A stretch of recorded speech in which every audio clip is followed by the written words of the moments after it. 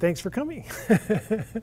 I'm really pleased to be here, and I'm glad to be in Southborough, where I spent so many years and feel so connected. And it's really fun to be talking in this library, where I've also spent a lot of time over the years. I'm a guy who has always had an addiction to books and to creative projects. In high school, I was part of a group we produced. I wrote a play that I got my friends to produce. In college, I started making films, animated films, and again, I did that with friends. And then during my years, I spent almost all my adulthood here in Massachusetts, but I spent 2 years in Texas. And during those years, I wrote this novella, which is my first attempt at sort of short book length fiction, and it was, I haven't done any more fiction until now. Since I did Good Medicine, however, I've done all kinds of other writing, and I've always thought that a book was a really cool object. I like everything about them, but I also feel like they're a window into the thoughts and feelings of people, and I enjoy that part of it. And I remember as a kid just the pure delight, the being transported, of sinking into a chair with a novel that was at the right level for me and being carried away into its world. I don't think I quite have that capacity as much anymore. I think maybe since when our critical capacities come on guard, it's a little harder to be totally absorbed that way, but I still can be somewhat. Ike Martin is the title of the book, is Ike, and Ike Martin is the protagonist. He's a guy, he's in the midst of life, and he's totally surrounded by people. Ike the book is a chain of scenes with a lot of dialogue, not too much narration. The book begins with this epigraph. It's from Carl Rogers. Life at its best is a flowing, changing process in which nothing is fixed. So we meet Ike at a private reception. It's at a Museum of Contemporary Art in Boston. And at that point, Ike is in his late 20s. He has hosted a TV talk show for about a year, and it's off to a really good start. The audiences are going up, and Ike is this cool young guy. People want to meet him. He's got this sense of his future before him, of, you know, imagining moving into bigger markets, and he dates a budding actress. Well, he did date a budding actress until her agent moved her out to Los Angeles, and she said, well, that's that for our relationship. So on the night that we meet Ike at this reception, he is completely unattached, and he is introduced to a beautiful dark-haired woman named Helen, who has seen his TV show, and she liked it. They hit it off and meet for lunch. And at lunch, you know, being a TV talk show, he's a pretty good listener. A TV talk show host, he's a pretty good listener. He gets Helen talking about her work. She's been doing interior decoration and design, but she's focusing on the art part. And because she says, I think I am good at matching works of art with houses, homes, and families. I don't think I'm really that good as a parent. Well, that's very surprising to Ike. He had no idea she was a parent. And in fact, as he, you know, kind of played out in his head what that meant, he realized for the first time in his life, he's been having, to his embarrassment, lustful feelings for someone who is a mother.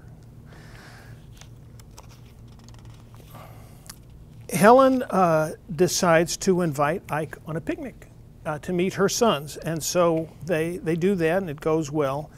And Helen and Ike start a dating relationship, and not too long after that, Ike is the logical choice to fill in as the babysitter for when Helen's going to be out of town. Well, it's the weekend of the Australian Olympics are on, and the usual babysitter has very strict anti-television rules. But Ike suspends those rules, and they get into a major program of watching the Olympics. And the older son, Sean, gets his laptop. Now these kids are fairly techie. Their dad is a prince of Silicon Valley. He's a major, he started a company, they moved out Silicon Valley. Their biological dad is this major guy. So they're pretty hip to the digital world. And Sean opens a spreadsheet and starts keeping track of all the events. And pretty soon, he's a better source of information about the games than the TV announcers.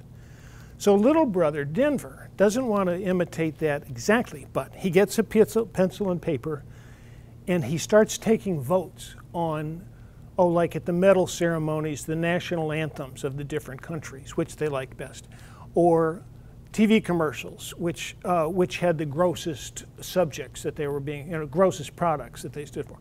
And for for swimming competitions, the bathing suit adjustments, he would take votes for that.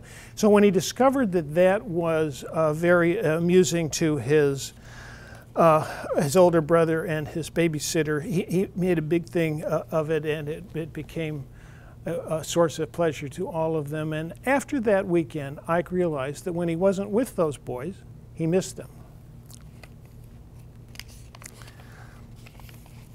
Well, time passes, and the boys go through their teenage years. The older one goes off to college. The younger one is a senior in high school. And during most of the action of the book, most of these pages, it's that last year of Denver, which is the younger son's name, being a high school senior. During that time, his birthday comes up, and to celebrate his birthday, Ike takes him to New York City, because as Helen's business has evolved, she's spending more and more time out of Boston and in New York City, where she's, that's where the art and the artists are, and some of her clients are down there now.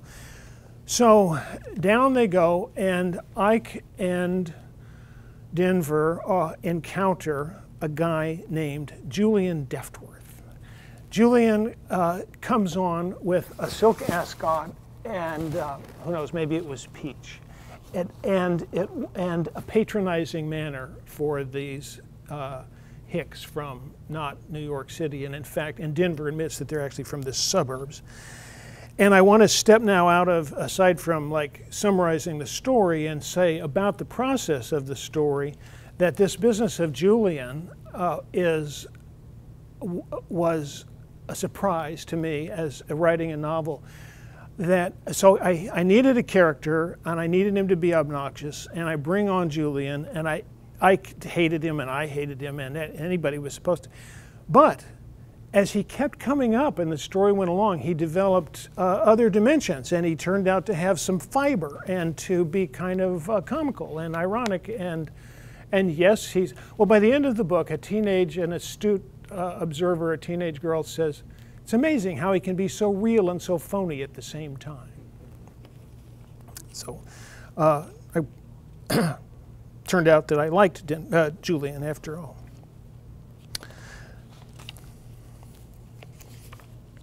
Well, now I'll read a little bit from the text.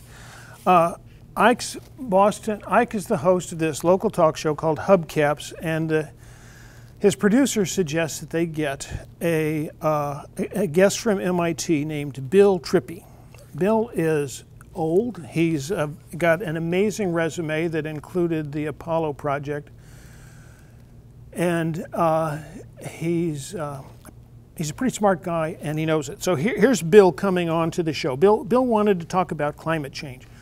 Was it Buckminster Fuller who referred to Earth as our spaceship? That's the correct image. We're riding this blue and green ball through the void, the barren black desert of space. As the environmentalists remind us, they are correct. And we have to manage the climate control system. Take control. Adjust the thermostat. That's right, but you say it sarcastically, because to you and to most liberals, control is a bad word. So Bill Trippi goes on in that very self-assured way for a while, and this is then Ike's thought about Bill. Bill stated his opinions as facts. I try to express my opinions as opinions. Bill's approach is less humble and sounds stronger. It is stronger and probably more entertaining, but it wasn't entertaining enough. I glanced at Anna in the booth and saw on her face what I myself was feeling. This interview with Bill Trippi was exactly what Hubcaps was supposed to be like. We were discussing a serious topic with a telegenic genius who spoke intelligible, unscripted sentences. In response, viewers were lifting their remotes to see what else was on. Our success would fail. Again, stepping then out of the story and talking about the story, there's no characters in Ike, and the book is, I would think it's fair to characterize it as driven by characters, or that's a big source. To the extent it has an interest, it has an interest that you'd be interested in the characters. Bill is not based on any one person that I know, but that doesn't mean he's outside my. He stands as an emblem for the fact of living here in eastern Massachusetts, of frequently encountering really intelligent people who have achieved a great deal, and they don't mind if you know it sometimes, or you know they're pretty smart and they're willing to, they can back up the claim to that. Well, Bill is in need of help with some writing, and he's impressed with Ike. And Ike was certainly impressed with him. And so he got an invitation. Ike was invited to Bill's granddaughter's engagement party. That's a scene, a fairly long scene in the book, is the engagement party. Picture the Cape, the shore, maybe like Woods Hole, maybe a house that's covered with shingles and has forest green trim, and Ike and Helen walk down around through the like short oaks and down to the beach, and there's the clam bake steam coming up and the party sounds going. And they meet Bill Trippi's granddaughter Margie and her boyfriend, now fiance, Stephen. Unlike, I might say, unlike Julian Deftworth, the author never cuts Stephen a single break. But Margie is sweet and sincere, and she teaches first grade. Her grandfather adores her, and Ike kind of likes her too. Helen is easy on the eyes, and she's sophisticated and she's smart, but she doesn't have that warmth that Margie has, and she leaves Ike alone an awful lot. And Ike is a guy with a high interpersonal valence. And even at this clam bake, he begins relationships with several members of the Trippi family, and those relationships are played out in the course of this. The clam bake is like September, and so from then till June is the main action of the book. As I said, it's Denver's senior year in high school. That means college tours in the fall. And Denver is, here he is, he's trapped in the car with his stepfather. He's kind of down. Coming of age is not that easy, and he's not as popular with girls as his good-looking big brother is. He is in the car, he's got earbuds in both ears to hold Ike at bay, but again, Ike's a serious conversationalist. He punches through the earbuds and gets Denver talking, and so here's Denver as they drive along. I wonder what my first car will be. A used Toyota? Yuck. Maybe my dad will buy me something cool and hot, and I'll drive it across the country to see him. The phrase cool and hot didn't sound like any version of Denver I knew. That should have been a caution. I ought to have shut up, but instead I said, "It's great that you're more in touch with him now. You don't have to approve, you know." "No, I just mean, you mean it's good that my real dad loves me." "Okay. Don't you want to have your own kids?" "Hadn't thought about it." "Aha, the Great Wall of Ike, semi-permeable membrane, all ask and no tell." "I guess it would mean something to me to have my own biological kids, but I love you guys and your mom." "She's too old for you." "I don't think 5 years is that big a deal. Are you upset about something?" "No, I just think it's too bad that you need to act like my dad when I have a dad who's more like me than you are, and the whole thing is keeping you from having kids of your own. And why do you always have to be such a psychiatrist?" Who's being the psychiatrist? I can't wait till this trip is over. Do you want to skip the last 2 schools? No, I don't want to skip the last 2 schools. What would be the point of that? In went his earbuds. So this is not a real great time for Ike. His job is circling the drain. He's realizing some disappointment about his marriage. But he hangs in there. He thinks after the earbuds are back in, he looks at the windshield and he says, "It began to rain. I made a mental note to replace the wiper blades by winter."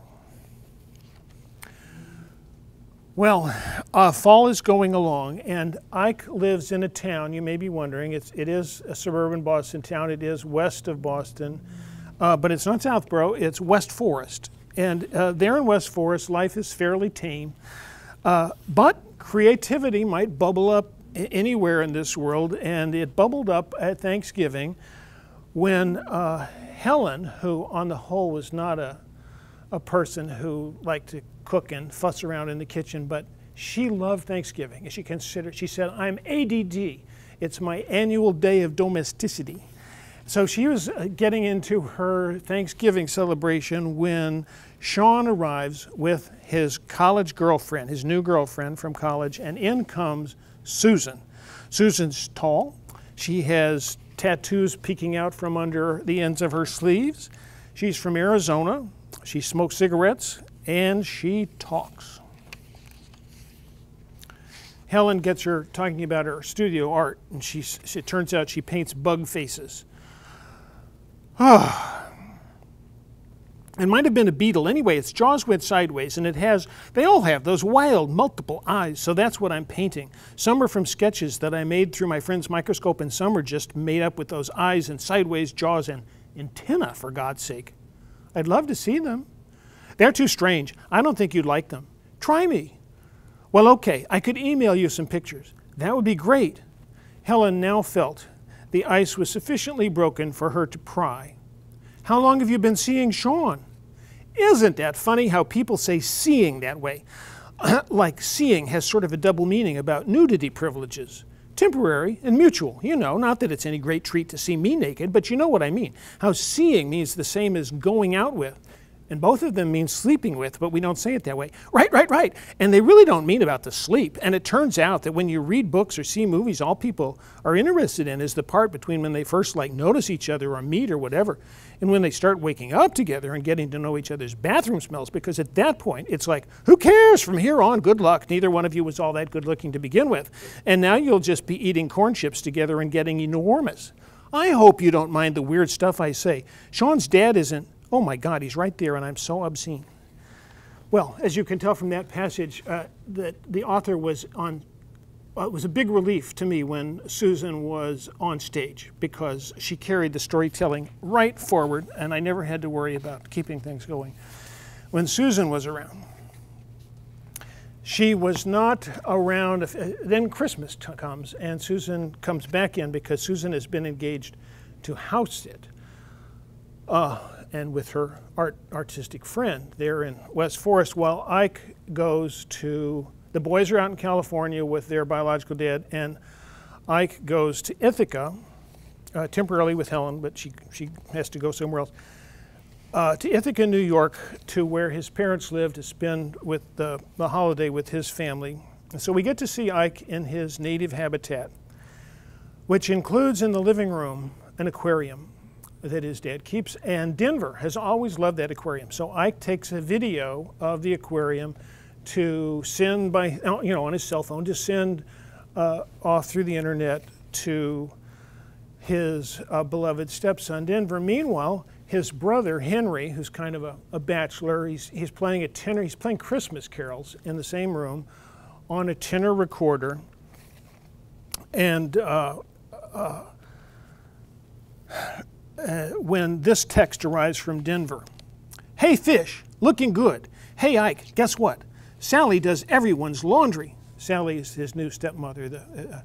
Sally does everyone's laundry. Yuck!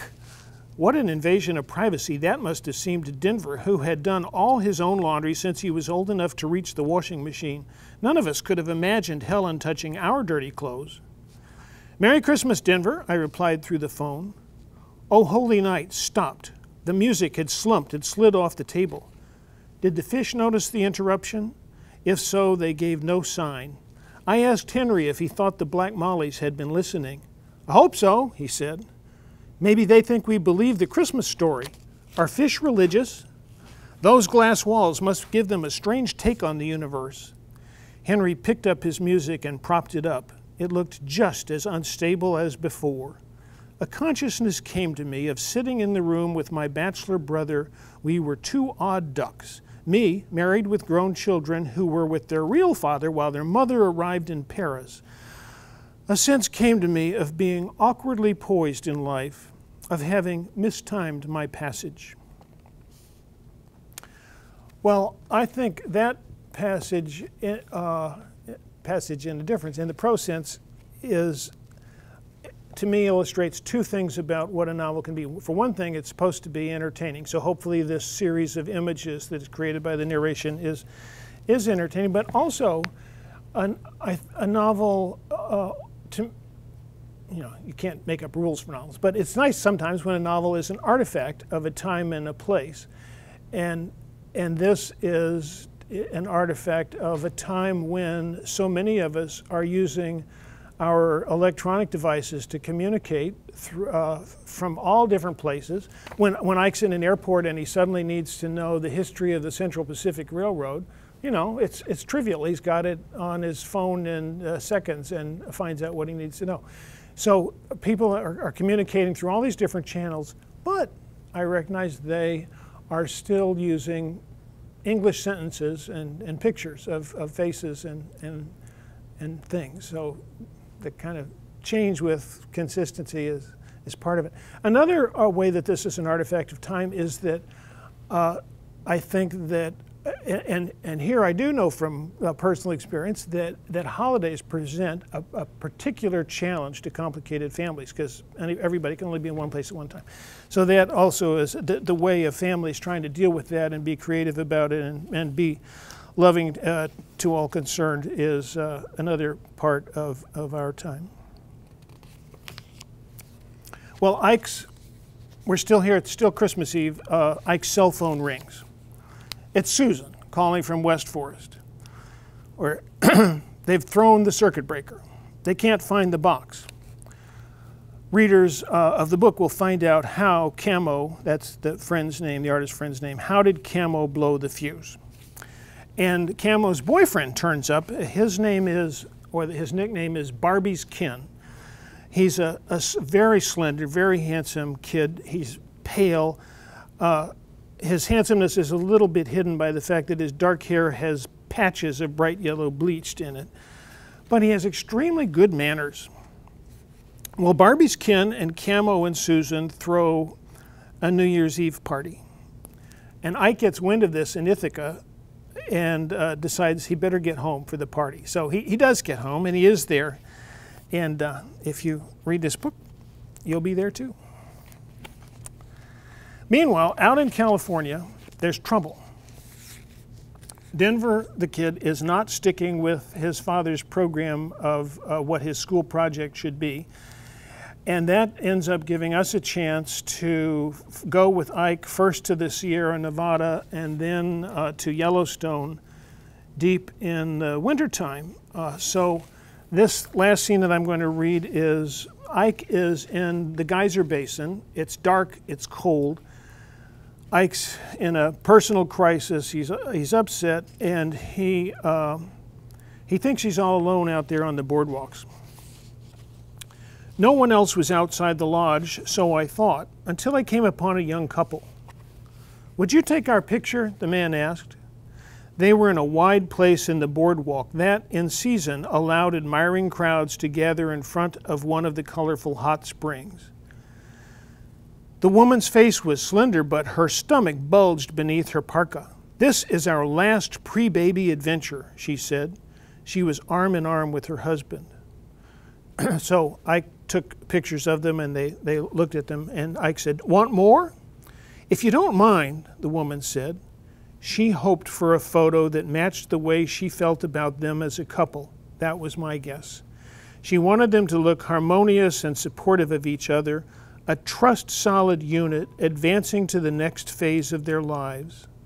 As I took additional exposures, I wondered whether she was realistic about what a couple, a marriage, could really be. I remembered my question to my father. Could these two be each other's constant joy? Would the irritations of daily life not erode their solidarity?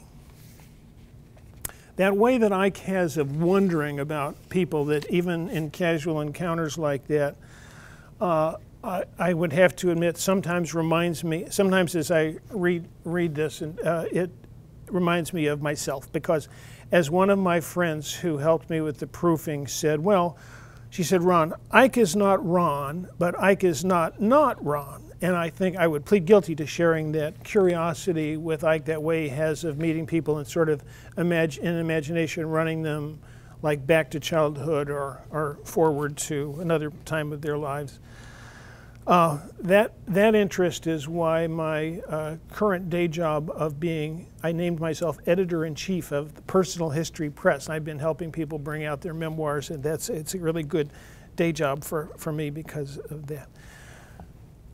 Well, Ike explores the uncertainties and conflicting expectations of marriage in contemporary life. It also, I think of it as a coming-of-age story. It's not for Denver, certainly, who is literally an adolescent, but also for Ike, because we don't really stop coming of age when we turn 21.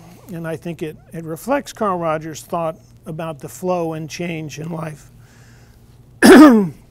And I'd like to close by expressing gratitude. I know some of you have read this book, and I want to express my appreciation for having spent some of those precious reading hours with this book. That's a great honor to a writer, and I appreciate it, and I hope others of you will read it and will feel good about that time. And with that, I'd be happy to try to respond to any questions that you might have.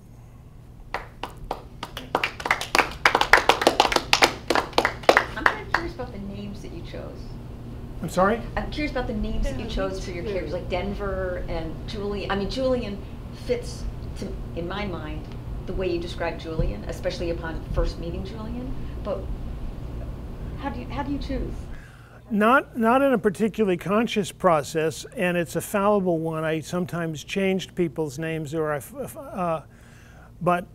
so Helen has the obvious classical illusion that is a little embarrassing, but I don't think it's that big a deal. So, and I just like, so I'm getting good. That's good.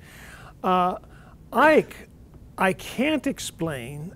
I know a guy that goes by Ike, and I like him, but he has no characteristics in common that I know of in common. It's not like this is about him. I did think after and I wasn't going to use that as the title, by the way. I had all these other kind of weird titles, and I would try them on for a few months and then say, and I just kept referring to the book as Ike's book, and so finally I gave up and said, okay, it's Ike. But I did realize afterward, maybe it's first person narrative, so maybe having it start with that long I sound is kind of, it influenced me in some way that I really only recognized after the fact. Well, Denver was, at one time, he was going to have been conceived in Denver, but then that never came into the actual prose. But I don't know. I can't answer for Denver. But but while we're on the subject of Denver, we were talking about earlier that I thought, when I first started out this project, which I worked on off and on for 4 years, so it changed a whole lot. But I thought originally that the chief relationship between men in the book would be between Ike and the old guy, Bill Trippi. And that turned out not to be the case at all. That as the story developed, became much less important than this emerging relationship between Ike and his stepson. What about hubcaps? Well, I was thinking of the Click and Clack brothers, but it had nothing to do with cars. And no, it had nothing to do with cars, but there's that nickname for Boston called the Hub. Oh, that's true. And so it was playing on that. But I think it was a little too obscure because you're not the first person who asked that question. I thought it was completely typical. Like, you know, I was sure that there wasn't a hubcaps show because you really can't do that as a novelist. But I thought, oh yeah, there could be a hubcaps show in Boston, you know.